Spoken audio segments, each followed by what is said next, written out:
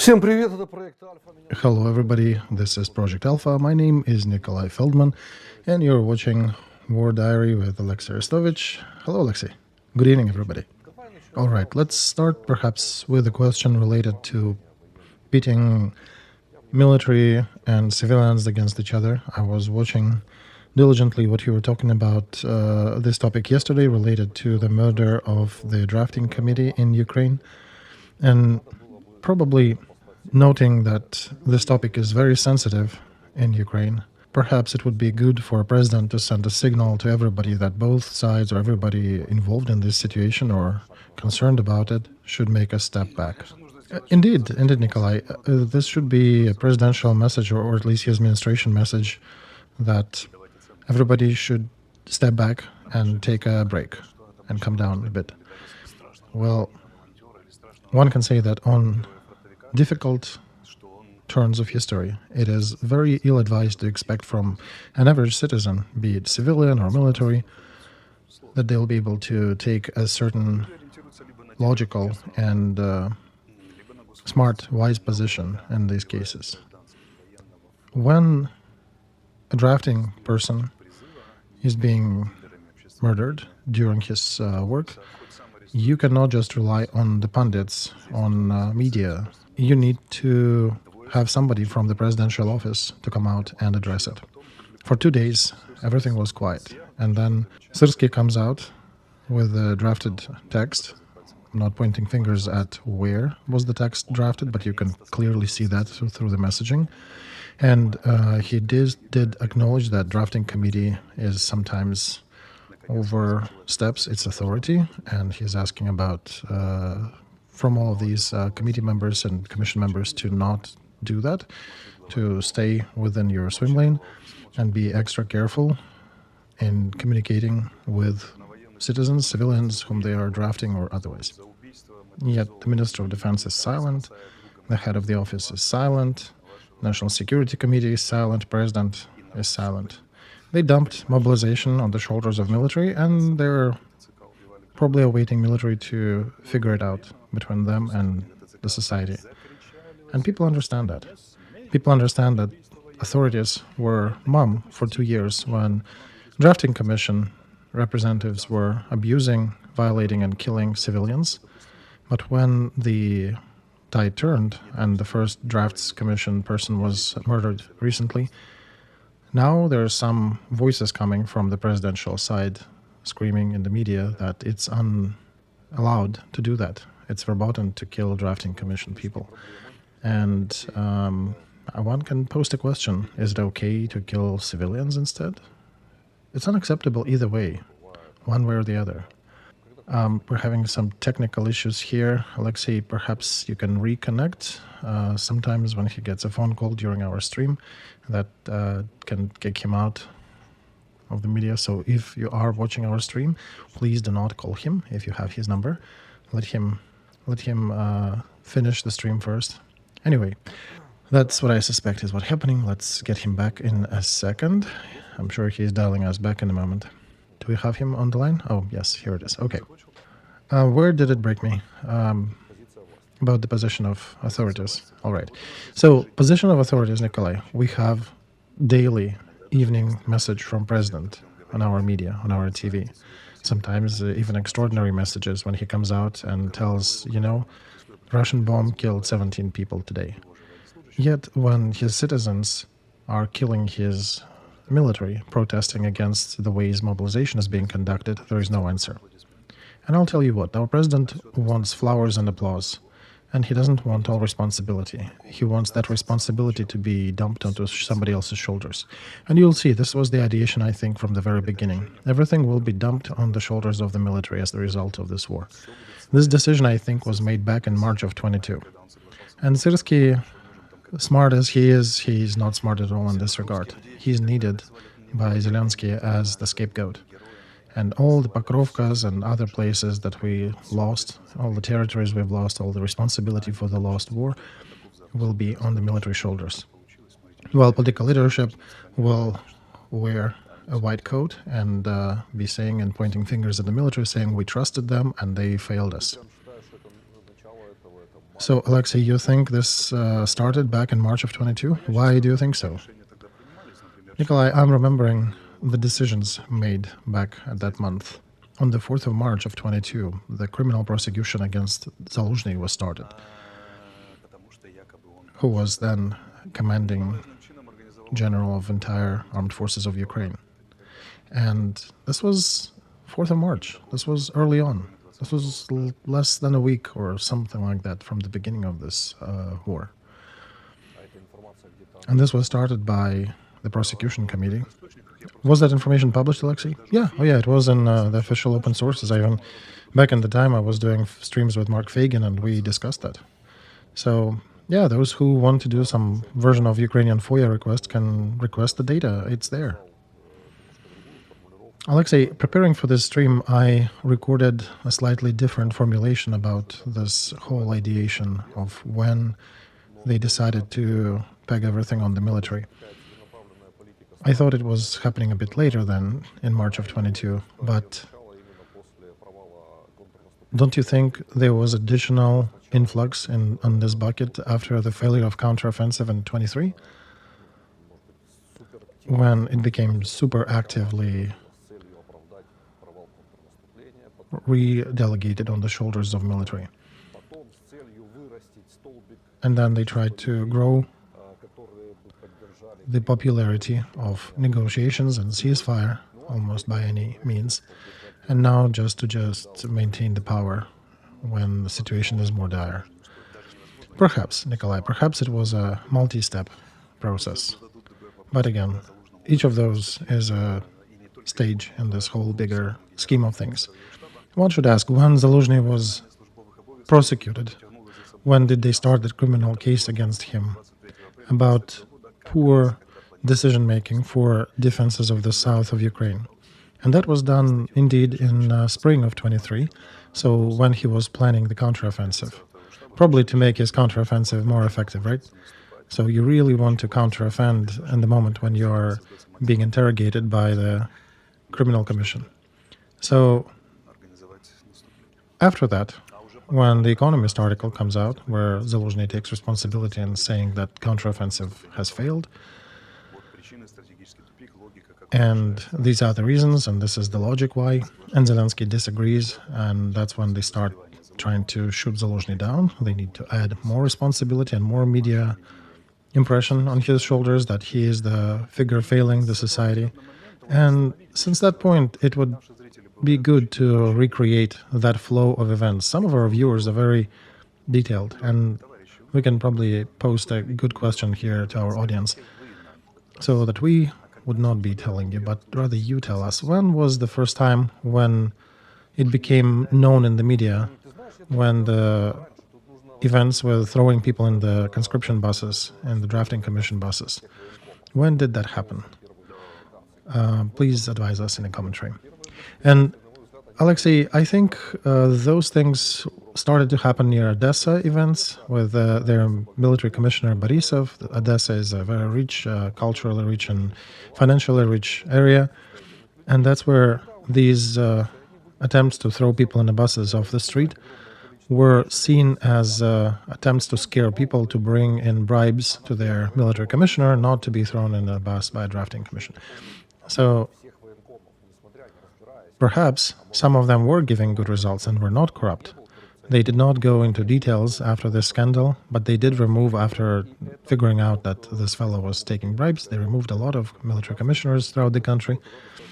And I think before that, all the effort was being done rather orderly. We had enough volunteers.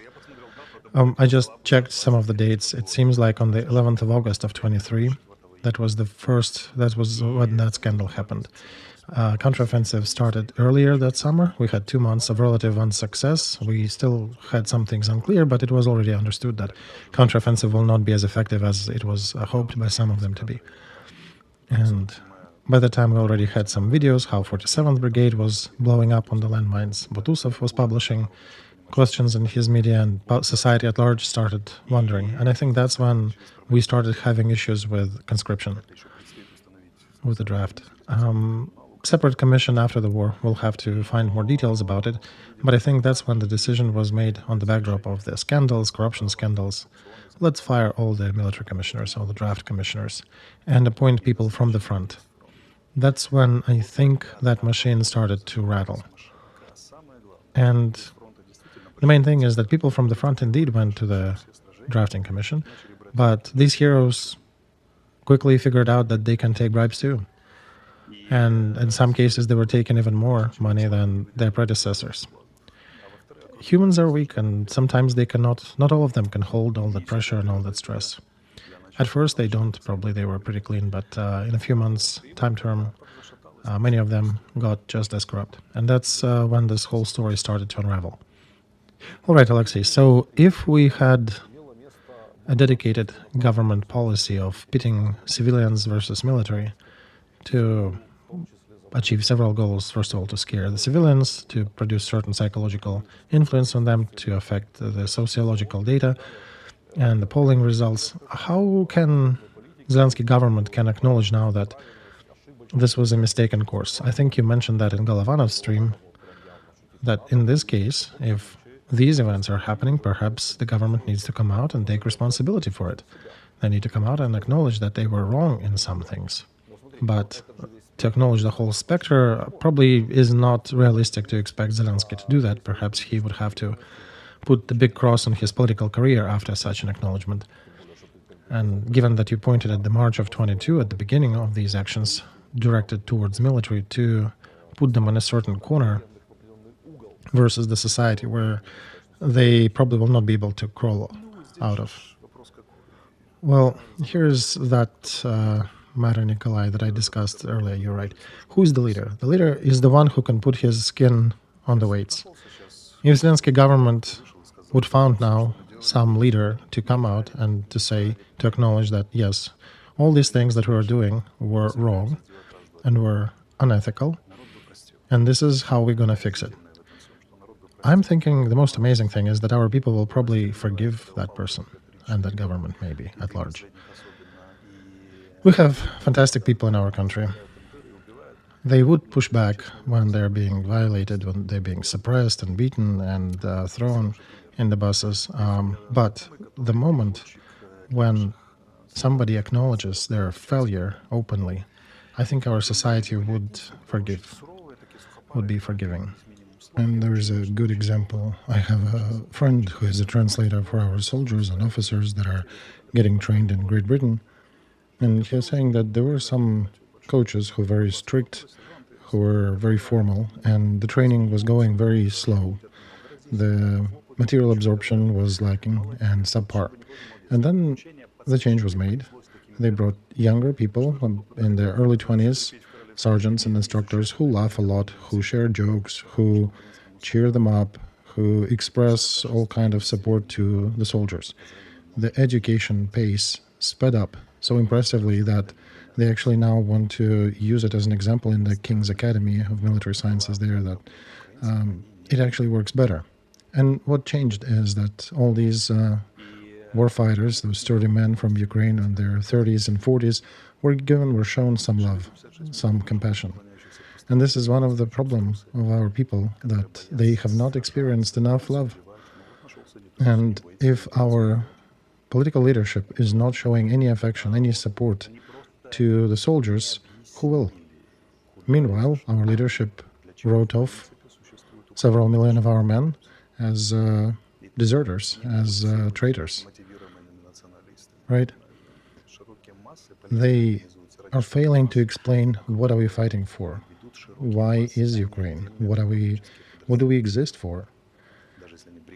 You cannot find and have a lot of self-motivated people of a nationalist type at large in Ukraine. There are several volunteer detachments, maybe even brigade size, but the wide masses, they are not that. So these masses never got the proper message. They were abused, they were thrown in the buses, they were appealed to their patriotism, but when the tragedy struck, they were told, hey, shush, we'll open the second front, we'll busify all of you and throw you to fight on the front. And the thoughts of these organizers, of these recruitment agencies are very short-sighted. They're failing to understand that even if they pick soldiers on the street, even if they manage to grab everybody and throw them to the front, guess what these soldiers will do? They will put their arms down and they will not fight. And if Russians would not be so dumb, they would actually start taking them with open arms and accepting surrenders and maybe even converting them into fighting groups against Ukraine. And I was reading all these posts during the last 2 days after this incident. Let's pack everybody by force, because all those who liked the post about the murder of the drafting commissioner, they should all be found and thrown to the front. Well, you know what will happen? If you bring soldiers like that to the front, people will just surrender. You guys are failing to understand that you can dress somebody up, give him arms, but the person will fail to fulfill the soldier's duty. Then why do you need that? Just bringing people to the trench doesn't solve anything. Look, today United Nations finally got concerned with the executions of our soldiers by Russians. I think they have 24 incidents starting August, September, October, November, December, January. So 5 months, 24 cases, 5 cases per month. These are the ones that actually have document proof. I'm sure there are more. So this is your price for the caught, bussified fighter who was given a machine gun, who was given a rifle, dressed up as a soldier. They even have an FPV covering him from air and have neighboring units on the left and the right, but they don't want to fight. Normal people do not want to fight for the country that kicked them and shoved them in the bus just because of the feeling of personal pride and self-worth. And that's why the authorities need to find other ways to attract people. But as you can see, the reaction was very drastically different. The office of the president essentially is screaming that we'll continue pushing. Syrskyi, as a military commander, came in a much softer tones, promising that they will be punishing the recruitment officers for violations. And that's what, 2 years in? So we're very fast in responding to incidents, right? People are really concerned with winning this war, with the eternal enemy as it is being painted. If this war was indeed of that caliber, these decisions would have been made on the second day of this war and not on the second year of this war.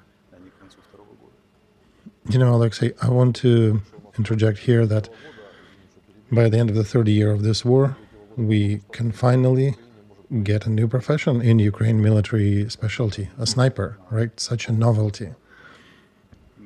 Yeah, Ministry of Education, after failing to push everybody to speak only Ukrainian, now they're going to give military specialty of a sniper in colleges.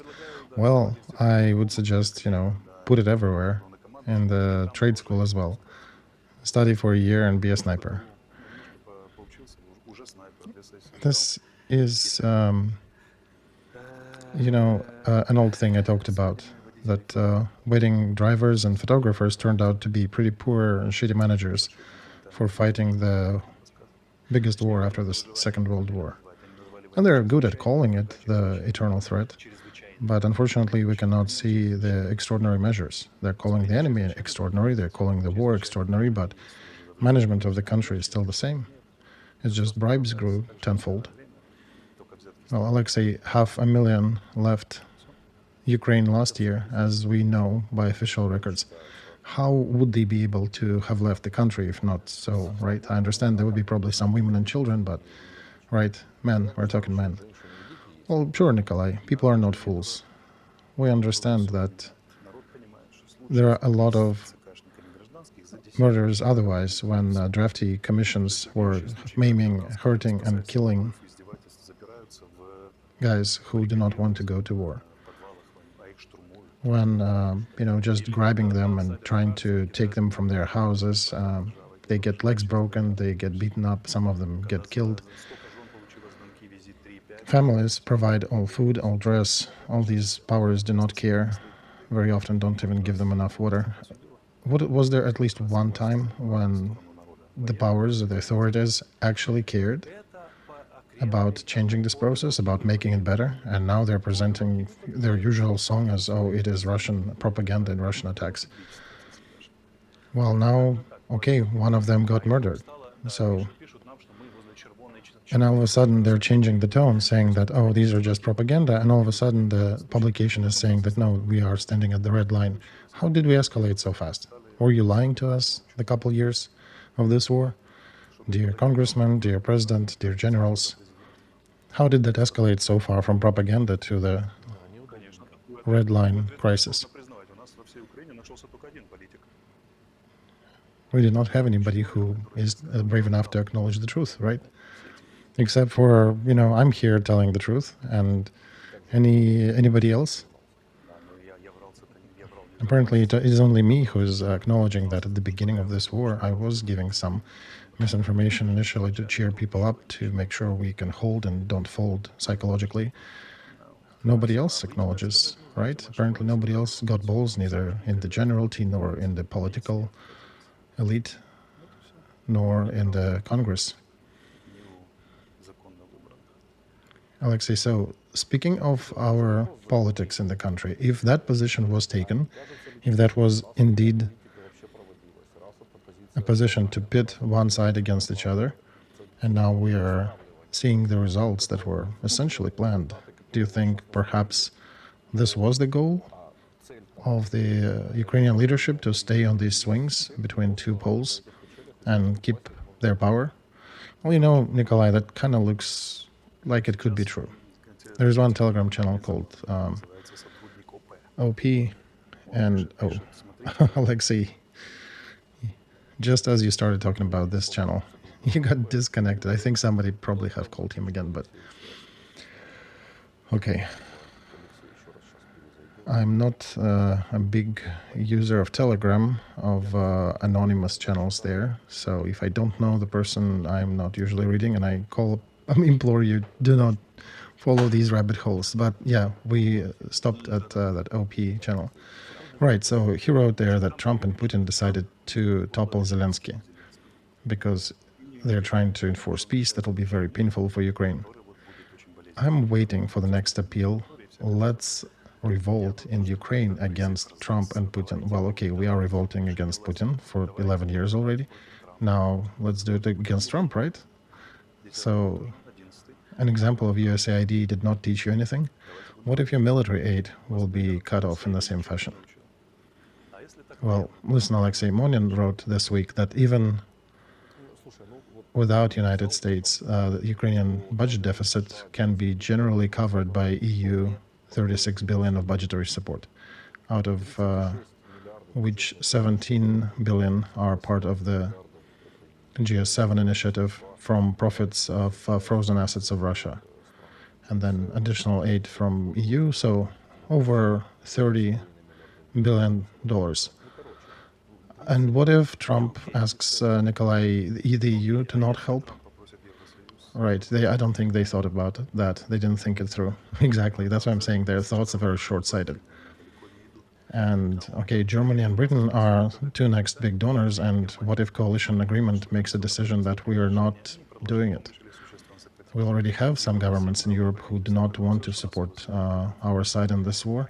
We can see a situation where there will be more. So that's what I'm saying, dear compatriots, when you think that you will be showing an FU symbol to everybody outside if they don't do what you want them to do, that will not get you too far. And USAID is a great example of how things can unfold.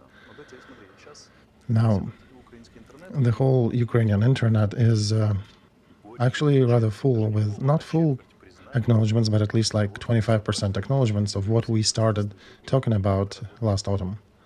Some opinion leaders in Ukraine are finally acknowledging that, yes, indeed, there are some elements of this situation, there are different opinions, but we will prevail eventually. Do not get too worried about that.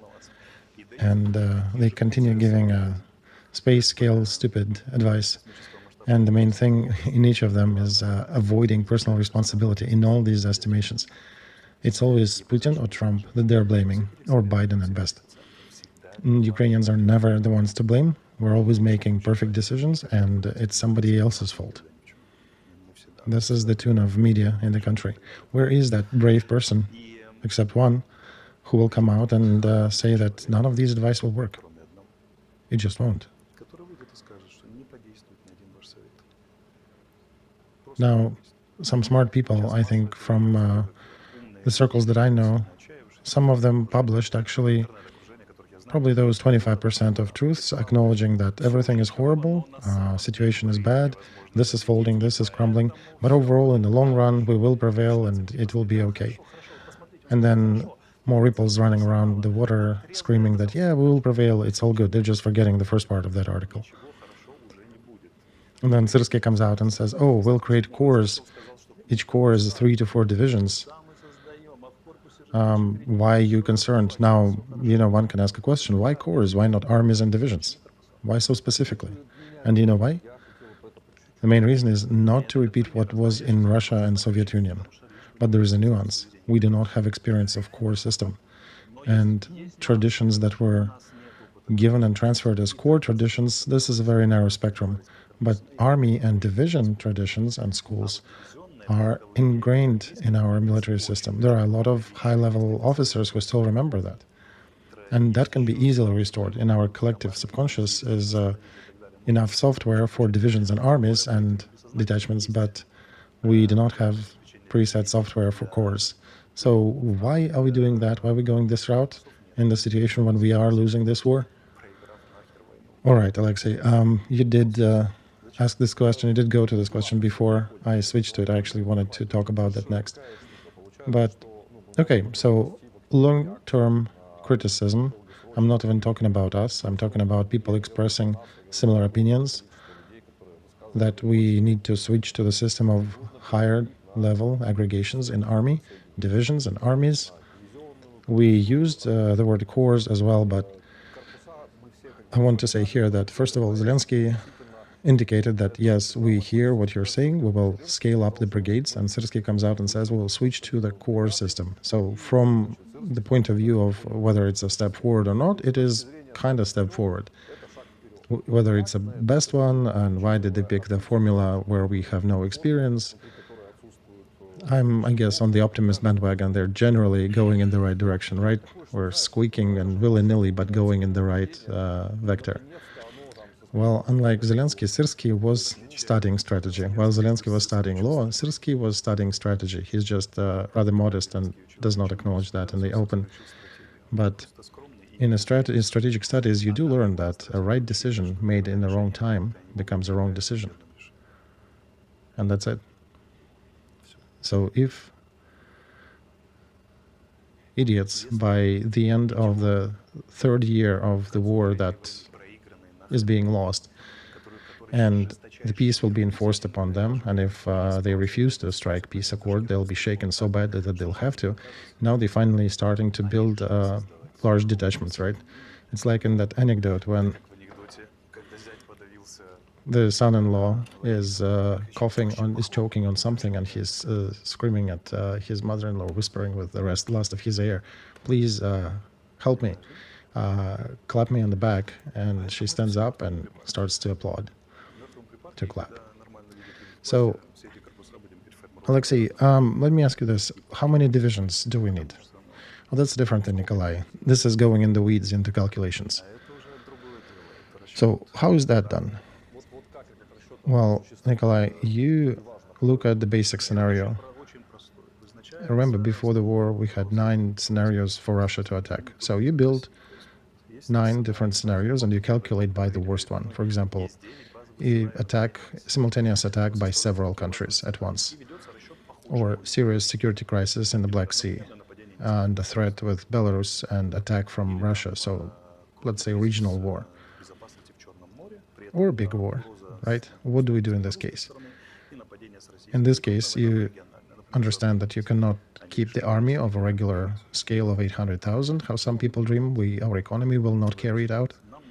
Even Israel cannot hold the army that large, given that their military-industrial complex and budget are much bigger than Ukrainian, and their territory is much smaller and easier to hold. South Korea is also not holding an army of that size. Even Turkey doesn't. So we'll have to switch to Israeli Switzerland model. So the army of a peacetime is maybe 150 to 300,000 people at max, and you'll have to fight for these numbers at negotiations, which will not be easy. And then reserve army that will get drafted and get deployed during the conflict in a rapid fashion from reservists. So you need enough divisions in your army to hold for 3 or a week the positions and the situation until the reserve army is deployed. And basically, it needs to hold for those few days to hold the enemy from penetrating deep and through defenses into the territory of the country. And that's how you do the calculation. In the Red Army, they did not have typical divisions. Each division could be very different from the other. They could have separate detachments underneath it. They could have been 6, could have been 4, depending upon the army that they act within. And the armies were very different because they were solving different tasks connected to certain operative strategic directions. And there, if the army needs to advance through the forest, that's a certain set of equipment. If it is steppes, it's another one. Or if it's banks and oceans, that's a whole other army. Now, also, how much air cover, anti-air defense do you need to supply to that army? Right? Are they interfacing with the enemy aviation there or not? So the armies were different for that reason. And that's how you calculate the armies and divisions. And it's a specific calculation, not in the framework of this stream that we're making here. So in your view, Alexey, what would be the worst scenario? Well, scenario of the French Revolution, you mean, Nikolai, when one country is attacked by 5? I don't know, maybe an Israel situation, Alexey? Well, we're not exactly Israel, so we have maybe 1/6 of our border that we do not need to defend much, and Transnistria threat is probably lesser of a threat than politically is considered. Belarus threat can be called by political measures, even Russian threat can be called by political measures, but you need to rebuild political approach a lot. And anyway, the political approach is good when it's supported by military and by armed forces. So we need to go from the point that we always will experience threat from the territory of Belarus and Russia. And I hope hypothetical threat. I pray it stays hypothetical in the future. And okay, do we need to model a situation when Poland, Slovenia, and Hungary attack us? Well, yeah, Hungary doesn't exactly like us too much. Well, Hungary has an army of 35,000, right? We have our troops in Karpaty as well. If we have just one division, then Hungarian army will be technically crippled to do anything, especially if our division will be rather battle-worthy and ready to defend our interests. And of course, in a few days, there's always support from reserve. And you need to make sure if it's mountainous region, we need to make sure the roads are controlled. And you create a certain paratroopers division detachment so they can be deployed where you need to, and create air support for them so you can drop them where you need to. It's a science. You can do that by the book, as you were taught in the right school. And there are some people who have been learning that throughout their life. They're great experts. The problem is they very often do not have enough balls to object to what's happening. When it's important for a general to be brave, not only militarily, but as a civilian as well, where you need to step up and explain how you are wrong conducting the war in a certain fashion and how it would be better to do it differently. Unfortunately, there are very few generals who can do that. All right, Alexey, let's go back to the moment when you were saying that right now they will enforce their terms on our decision-making. An ex-minister of Foreign Affairs, Pavel Klimkin, has made a very important and bright statement in this regard, saying that Ukraine will have to accept a very painful decision, or make a very painful decision. And verbatim, it is very obvious that decisions will be complex and very painful for our emotions, not only in regards to politics, because politics is cynical, but for us, for you and me, for Ukrainians. I do not pretend to be owning the exact list of these decisions, but he does acknowledge that Ukraine likely will not acknowledge the annexed territories by Russia to be part of Russia, but the United States will likely push us to make sure that we do not continue attacking these territories and they will remain in this occupied status. Can I ask you a blitz question here? Do you think it's true? All right, so if we're talking about insight, if it is published, I think I can talk about more. According to my data, we will have to swallow much more bitter pills than that. And woe is to the defeated. I think Klimkin perhaps knows, don't know if he for sure does, but the level of his connections probably allows him to know that. And I think he is concealing the degree of how painful these decisions will be. I have a couple more points I can read from his statement. Okay, so Americans may push for the option that was existing for the countries of Baltia under USSR, when most of the countries of the West refused to acknowledge them to be republics of the USSR, but rather consider them to be annexed countries. They just never did anything militarily to change that. And third, Americans will likely work as a dual ultimatum in relation to Russia, so they will be canceling some of the sanctions for Russian cooperation. And we likely will not be too sovereign in Ukraine about making decisions in regards to joining organizations in Europe and making decisions about our territory. And Russia, of course, will continue trying to discombobulate Ukrainian society or Ukrainian political structure as much as they can. And they're talking about federalizing territories that they annexed into Russia. So I think, Alexey, federation, we will not accept that in Ukraine. We will never acknowledge these occupied territories as Russian territories. We'll just promise that we will not use military force to liberate them, pushing this topic to some distant future. Right, you've been talking about that, yeah, for the last year and a half, and not only me, now Klimkin is also talking about that. So good, we also have Klimkin talking about the same thing. You did mention that there may be even more painful decisions that we need to swallow. Yeah, we may be facing a situation when we are asked to shrink our military force down to 50,000. You can be as upset as you want, but you want to do what? Declare war on Trump? What can we counter position to such a demand, Alexey, if that happens? Well, to all demands, we need to counter them with adequacy and subjectivity. We need to be a subject in these negotiations. We need to be going to Putin and negotiating. We need to be going to China and negotiating. But who is doing that? Who can do that? And this is about the only option where you do have some subject ownership of it.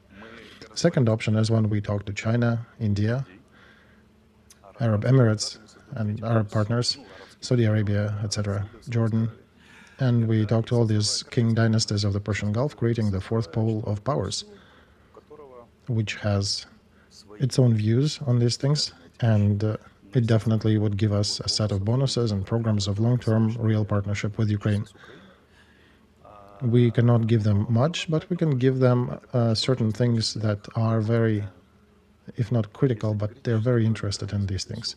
For example, renting our ports, railroad, transport corridors, our agriculture products. For Arabic countries, bread and grain. So we can play this game. We can also engage Turkey. We can and we should be visiting US and Europe and acknowledging that we are sorry we've been conducting a crazy politics until now, but now we're changing our mind. We're seeing the light. We want to play as adults and honestly fulfill the obligations that we do accept. Because during this war, and before that, we failed to agree to fulfill any of the obligations that we accepted. Some evil tongues are saying that when Zelensky was in Washington in September, before the elections, they agreed upon 15 or 19 key cadre decisions. Americans said that we need these people to make sure the processes would be fulfilled in a less corrupt and more qualitative way. Ukraine promised, according to some data that I have, and failed to fulfill a single one of those. And when you talk now to Americans here, they're putting you in front of an interesting situation when they acknowledge that, that evil Putin, whom you don't like and fight, he's actually fulfilling every term that he took upon him. And please explain to us how, and even though we do like you, how are we to continue dealing with you when you fail to fulfill any of the promises that you made? And they're addressing me directly, saying, Alexey, we know you're smart, so give us a reason. And then I am at a loss and maybe drawing upon some strategic interests, but I understand how weakly it sounds. And that's me sounding weak with the thoughts that I have. Now imagine all these great strategists and dealers of public opinion that we have in Ukraine. How weak do they sound in this regard if they're asked these questions by our partners? Everybody lives in their information bubbles, but our bubble is so impenetrable. And even the best of Ukrainians, we do have a lot who think, who try to make right decisions. They have very little awareness of what they look like in the eyes of those people whom we are depending upon, whether we will exist as an independent country or whether they will turn that spigot off and in a couple months Russian flag will be over Lvov. They're failing to understand that. Our price is 10 cents on this market. We're being maintained from political pity. In the big situation when NATO is discussing Greenland, Panama Canal, and now we are still singing our tune that we need to be supported by all of you. Now, it would be one thing if we had the biggest economy in EU and we had the 2 million army that we had back in '99. We look like drunk teenagers who are promising to put everybody on the knees and show them how things should be done. But their problem is they're doing that at the meeting of G7, right? And not even teens, more like 12-year-old, who are very upset, who've been just beaten up, and they're promising to kick everybody's ass and screaming that you have to support us, you just don't understand us. Big guys are full of pity. They're trying to help us calm down, and they understand that kids cannot figure it out on their own. But nothing over the last 3 years in our country, in our political course, indicates that we can deal with that ourselves. What is great is our heroism. Nobody expected us to be able to stop Putin's machine, Putin's war machine, for 3 years, to stall them. But as in chess, it's very, you start with estimating the position, estimating the reality, and that's where they see a big failure. Ukrainians failing to understand the reality and failing to play as a team member, failing to fulfill the obligations we take on ourselves, and only demand, demand, demand. So why? Scary Putin will attack Europe? What's the reason? And we are the shield. Well, Europe knows that Putin will not attack them. Putin is sleeping and dreaming to restore economic relations with Europe. Putin will attack America. America knows that they'll prevail over any war that Putin might get them dragged in. And they know that Putin is not willing to fight with America and was never willing to, was never going to. And he's not going to fight with the EU, and he's not going to attack any Baltic countries. They know it. And knowing that, they're still fortifying European army to make sure that they have enough force behind that knowledge. But we're not bringing any constructive element to our possible participation in that EU army. We're failing to acknowledge even one simple thing that continues to knock in our reality. And it sounds like this: Ukraine is Europe, but not West.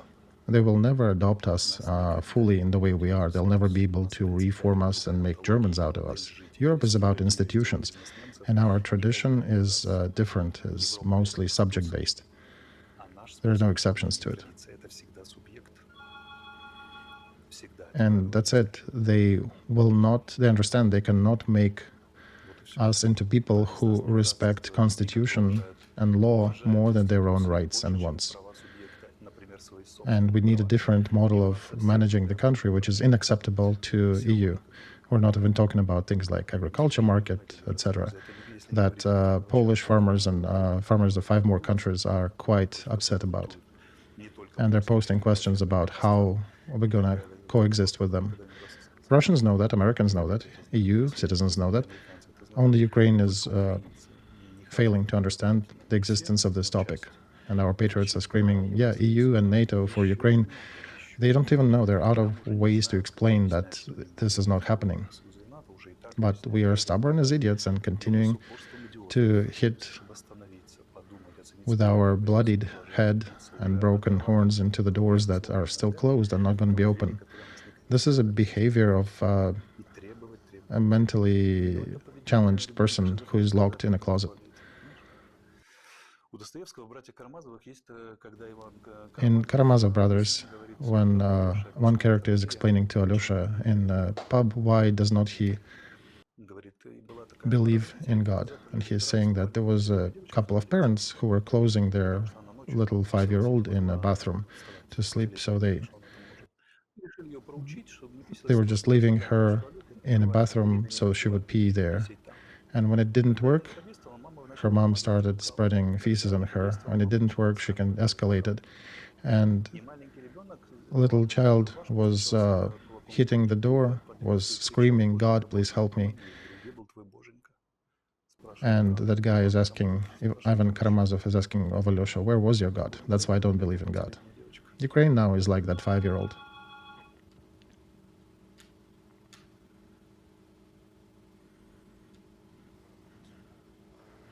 In my view, Alexey, there is a big problem here that, first of all, the leader of our country still supporting the signals about NATO, and the fifth president and ex-president of Ukraine is also supporting the NATO signal, who was the minister of, the fellow who was Minister of Foreign Affairs with the previous president just started to indicate that NATO is probably not going to happen. I think this is a crime against Ukraine. On both of them, there's account. They're feeding this NATO story, knowing that NATO is not going to happen. He recently acknowledged that, Zelensky, in his interview, that we've been deceived with NATO. Well, the question is, who helped you to deceive yourself? And who then sold it to Ukrainians, these unattainable wants to Ukrainian population at large? We cannot make the right decisions about armies, about divisions, in my view, because we're failing to understand the actual reality we live in. You cannot make a balanced chess move if you fail to understand the position, the disposition on the board. And we're making it so wrong. I think we're thinking we're playing some other game when we're playing chess. We don't even see the chessboard. We think we're probably playing basketball, and we're being played chess. And we're trying to use the basketball to hit the figures because our president promised that certain things will be given to us. And I can bring here our president saying that, Trump doesn't understand the situation fully, and his advisors, with our help, will help him to understand. And the EU are just not understanding the threat, and we'll explain it to everybody. And just give us enough money and enough peacekeepers, and accept us to your NATOs, and we'll defend you. I mean, this is a ridiculous story. It's difficult to win chess game if you're playing basketball. Or it's difficult to win a basketball if you're trying to play chess. And it's much more difficult when, upon inspection, it turns out to be a card game. Right, Alexey, you did mention about the heroism of our society. I think the only thing that we have that is acknowledged that our heroism of resisting Putin's invasion. And I've read some things, and I don't know how right am I. There's an opinion that modern people, there's an opinion that people will live in the epoch post-heroic factor. So we do not, heroism is not of much worth, of much value in the modern world. It doesn't allow to build rational society in the strategy today. Am I right on this? Well, it is true for the modern West. For Ukraine, it's still not true. We are still relicts. We are ready to fight for years and dirty trenches and the distance of a pistol shot. And like in that video, continue with a sword fight for 15 minutes while talking to each other. And they already don't do that en masse. So there is a difference. And that's why Putin found how he thinks a very good key to his situation. Remember, there was an advertising when an advisor comes to Nicholas I and the Tsar of Russian Empire and is saying that in Paris they set a play in a theater that is laughing at your grandma, Catherine. And he sends a message back, please let the French Emperor know that I can send 1 million viewers to Paris who will throw tomatoes and whistle at any of the plays that he stages. And those viewers will be in gray army coats. So Putin can do that. The same thing. Yes, it'll be very poorly dressed guys with very old weapons, but they will be there. What Europe can show in return?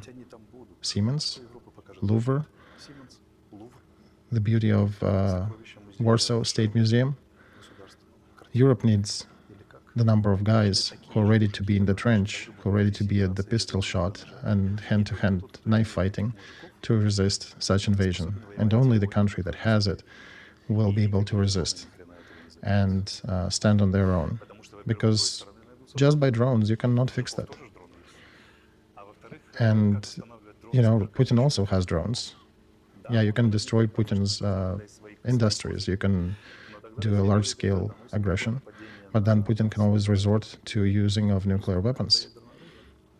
And then where it leads us to. So Russia knows, Europe knows that they do not need that war. They need to sit down and agree and strike some accord. And if the Indians, I'm talking Ukrainians here, figure out that they need to fight, okay, we'll trade with them, right? We'll give them some bullets in exchange for their resources and whatever they're doing on the front.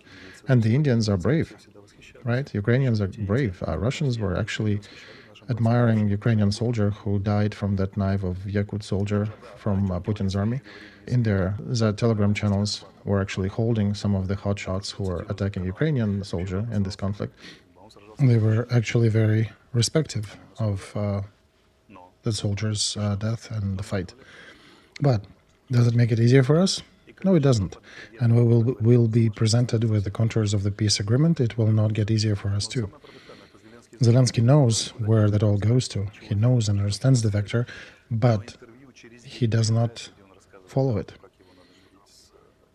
And after Trump comes to power, he brings that other interview in Ukraine, telling its citizens how the right peace process should be.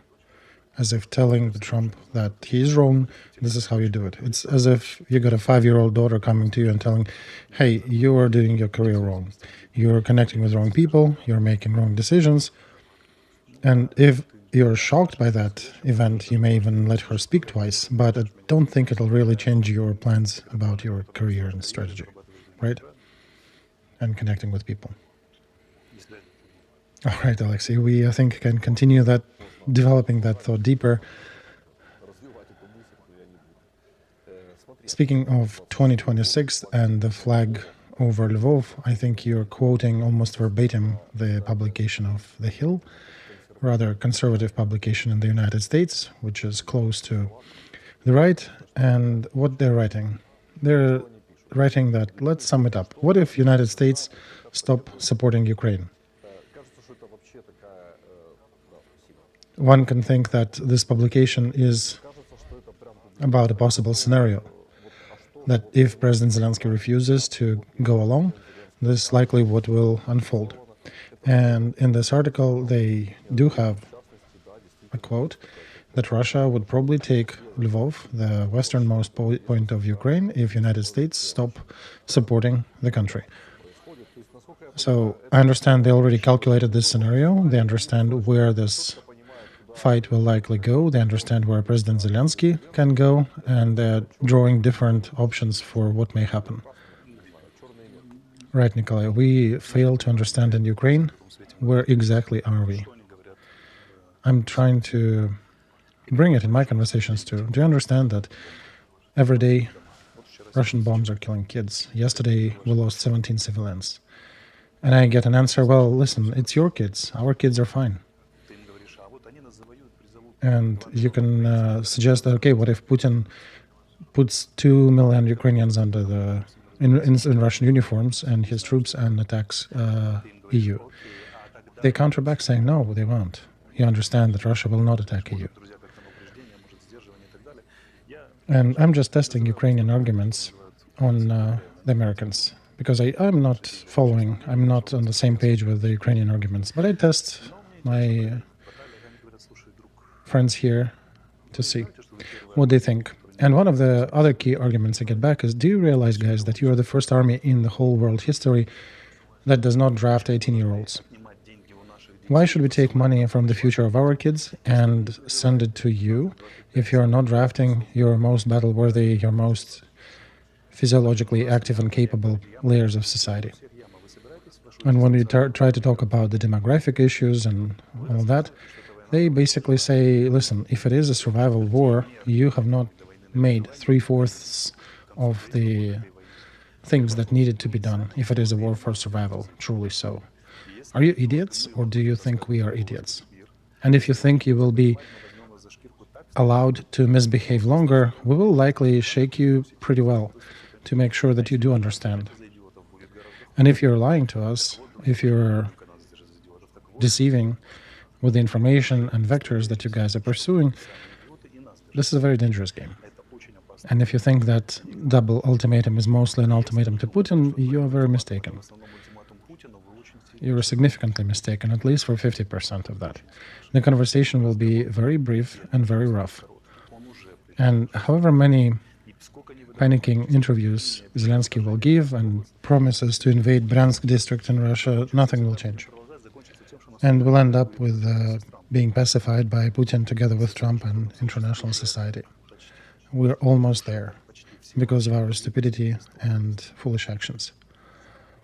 The most paradoxical element in this is the other thing, is that if we should have or would have estimated our position properly, we would have gotten the strongest position for our play.